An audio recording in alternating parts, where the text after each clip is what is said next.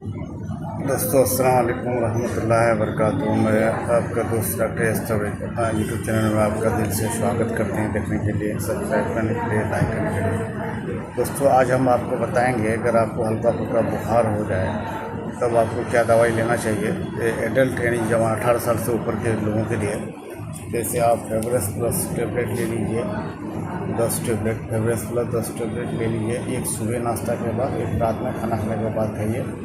और दूसरा एक एंटीबायोटिक है FL फ्लोक्सासिन 10 टेबलेट, एक सुबह एक शाम। और तीसरा में आपको रेडोन है 5 टेबलेट, एक टेबलेट रोज़ दोपहर में खाना खाने के बाद।